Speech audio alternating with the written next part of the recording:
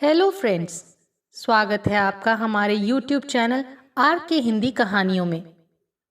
आज की कहानी है माँ के फैसले की क्या वजह थी।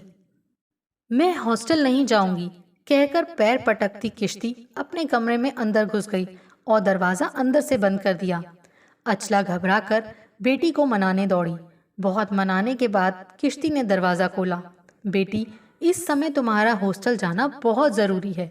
ऑफिस में मेरा काम बहुत बढ़ गया है। मुझे देर तक वहाँ रुकना पड़ता है और फिर तुम्हारे पापा को अक्सर ऑफिस के काम से बाहर जाना पड़ता है। ऐसे में तुम्हें घर में अकेला नहीं छोड़ सकते हैं। माँ ने उसे समझाने की कोशिश की।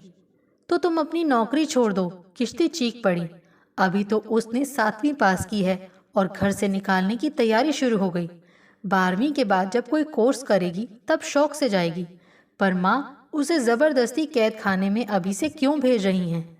घर में कितना मजा आता है, जैसा मन चाहे वैसा करो। सुना है हॉस्टल में टीवी भी देखने को नहीं मिलता। उसके पापा भी इस समय शहर में नहीं हैं, नहीं तो रो रो कर उनसे अपने मन की करवा लेती। किश्ती को माँ पर बहुत गुस्सा आ रहा था। माँ के आगे वो बहुत रोई भी, पर माँ नहीं पिघली। कई बैगों में जरूरत का सामान रखकर अचला किश्ती को छोड़ने हॉस्टल चली गई। दूर खड़ी किश्ती माँ को हॉस्टल में फॉर्म भरते देख रही थी। आज उसे माँ अपनी दुश्मन लग रही थी। न जाने किस गलती की सजा दे रही हैं। उसे माँ से नफरत सी हो गई। उसने तो तय कर लिया कि वो अब माँ से कभी बात नहीं करेगी। पापा से माँ की हर बात की शिकायत करेगी। माँ ने लौटते समय किश्ती को गले लगाया तो वो छिटक कर दूर हो गई। ना उसने माँ के चेहरे को देखा और ना ही माँ के लौटते बोझिल कदमों को। किश्ती हॉस्टल के कमरे में रहने आ गई। 3 पलंग के कमरे में सबकी अलमारी व टेबल अलग अलग थी। किश्ती बैग से धुली साफ चादर पलंग पर बिछाकर बैठी ही थी कि तभी बगल में खड़ी आंचल बोली, मैं तुमसे लंबी हूँ और पलंग पर खड़ी होकर छत छू सकती हूँ। इससे पहले कि किश्ती कुछ कहती, वो चप्पलें पहनकर किश्ती के पलंग पर खड़ी होकर छत को छूने लगी। तुमने मेरी चादर गंदी कर दी, किश्ती गुस्से में बोली। तो क्या हुआ? कहकर किश्ती को धक्का देकर आंचल पलंग से नीचे उतर गई। किश्ती जमीन पर कोहनी के बल जा गिरी। वो दर्द से कर रहा उठी। क्या यहाँ रोज रोज ऐसे ही दर्द सहना पड़ेगा या फिर चुप रहकर ये सब देखना पड़ेगा? क्यों किया माँ ने ऐसा? माँ ने वापस जाकर किश्ती को कई बार फोन किया, पर उसने फोन नहीं उठाया। रात 11 बजे फिर से माँ का फोन आया तो किश्ती फोन पर ही चिल्लाई, मुझे अकेले यहाँ मरने दो, और फोन काट दिया। 15 दिन बाद पापा हॉस्टल आए। गोरे, स्मार्ट, हीरो जैसे दिखने वाले पापा उसे कितना प्यार करते हैं। किश्ती ने रो रो कर माँ की एक एक बात की शिकायत की।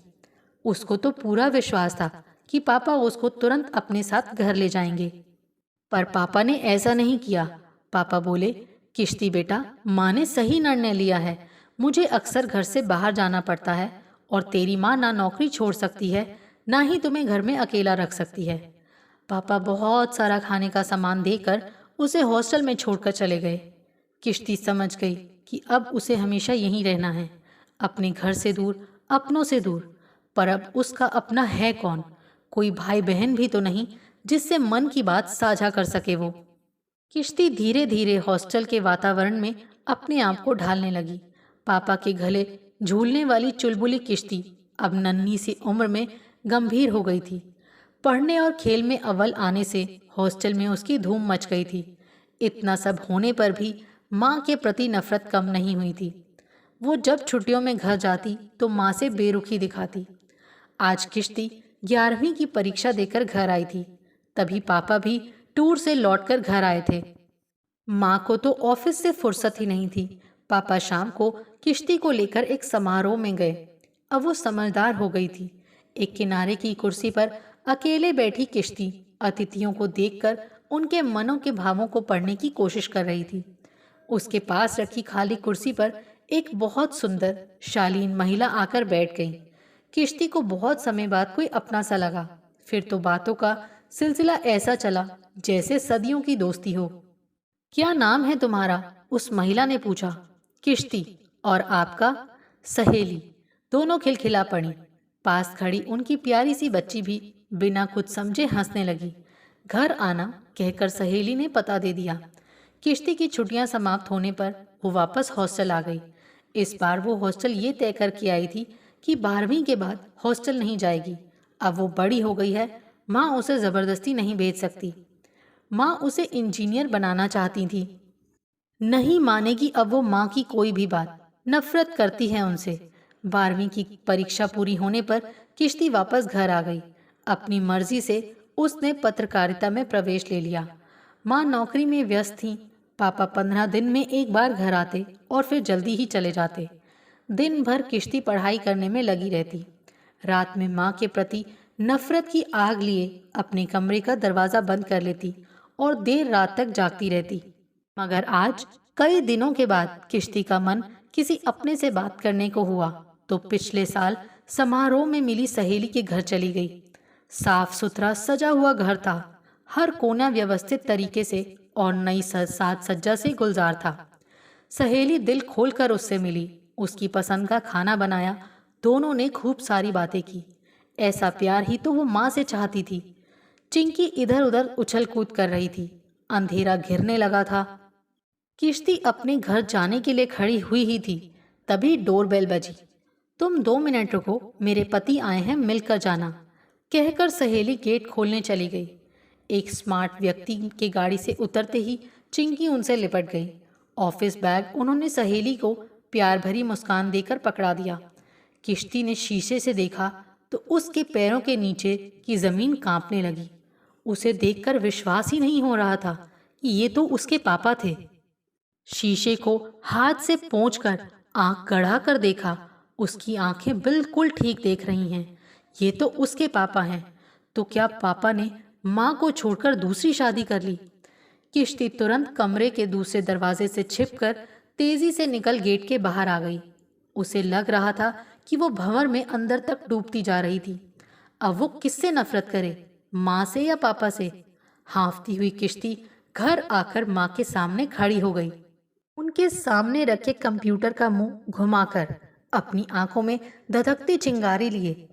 माँ उसका ये रूप पहले भी कई बार देख चुकी थी। वो शांत रही। माँ, सच सच बताओ, पापा कहाँ हैं? अचला को इस प्रश्न की आशा नहीं थी। वो कमरे से बाहर जाने लगी तो किश्ती दरवाजा घेर कर खड़ी हो गई। मैं बड़ी हो गई हूँ, एक एक बात मुझे बिल्कुल सच बताओ, नहीं तो किसी भी अनहोनी को देखने के लिए तैयार हो जाओ। अचला बेटी की धमकी सुनकर कांप सी गई। बोली, आओ बैठो, मैं सब बताऊंगी, सब कुछ सच सच। दोनों पलंग पर आमने सामने बैठ गईं।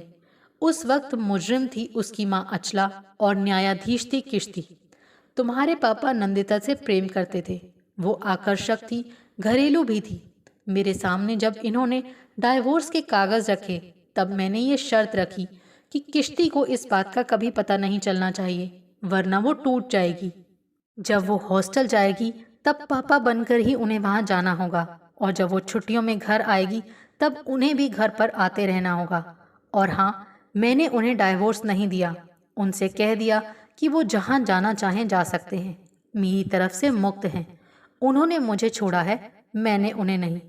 तुम घर पर रहती तब कभी ना कभी तुम्हें पता चल ही जाता, इसीलिए तुम्हें बहुत मजबूरी में मैंने दिल पर पत्थर रखकर हॉस्टल भेजा, और साथ में तुम्हारी नफरत भी सही। तुम मुझसे नफरत करती रही और मैं नंदिता से।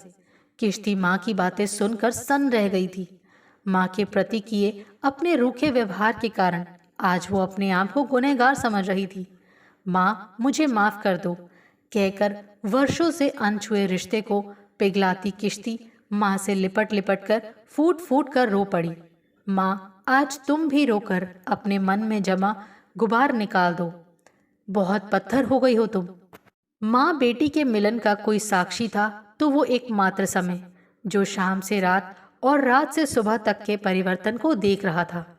सुबह की चाय किश्ती माँ को पलंग पर ही पकड़ाती थी, फिर कुछ बातें और फिर अपने अपने कार्यक्षेत्र में कूद जाना। यही दोनों की दिनचर्या थी।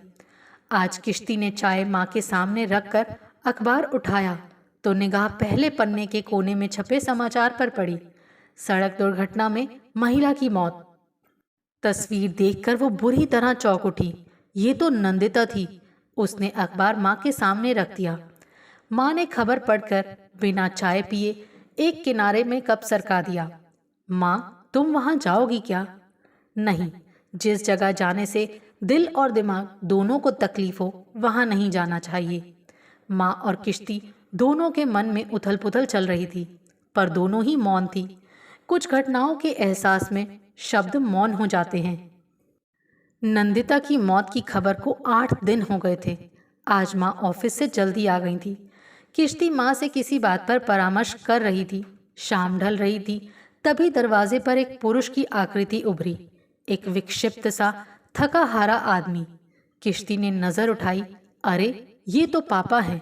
क्या हाल हो गया है इनका? वो कसकर दरवाजा पकड़े थे कि कहीं गिर ही ना जाएं। उनके पीछे प्यारी चंचल चिंकी डरी सहमी सी खड़ी थी। उसका चेहरा एकदम पीला पड़ा था और उसके होंठ फटे हुए थे। पापा ने धीमी आवाज में बोलना शुरू किया। अचला, ये चिंकी है। इसकी माँ मर गई है। ये बहुत बीमार है। क्या तुम कुछ दिनों के लिए इसे अपने साथ रख लोगी? इसकी तबीयत ठीक होते ही इसे हॉस्टल में छोड़ दूंगा। इससे पहले कि माँ कुछ बोलती, किश्ती निर्णायक की भूमिका में खड़ी हो गई। वो इस छोटी सी बच्ची के मन में नफरत की नई चिंगारी जन्म नहीं लेने देगी। नहीं, चिंकी कहीं नहीं जाएगी। यहीं रहेगी ये हमारे साथ। और हाँ, आप चाहें तो आज भी हमारे साथ रह सकते हैं। पापा ने प्रश्नात्मक निगाहों से माँ की तरफ देखा। माँ का मौन रहना हाँ की स्वीकृति दे रहा था। किश्ती साफ देख रही थी कि उसके निर्णय से इस घर से नफरत के बादल छटने शुरू हो गए। आपको हमारी ये कहानी कैसी लगी, प्लीज़ कमेंट करके ज़रूर बताइए। अगर आप इस चैनल पर नए हैं तो इसे सब्सक्राइब करें और शेयर करें। Thank you.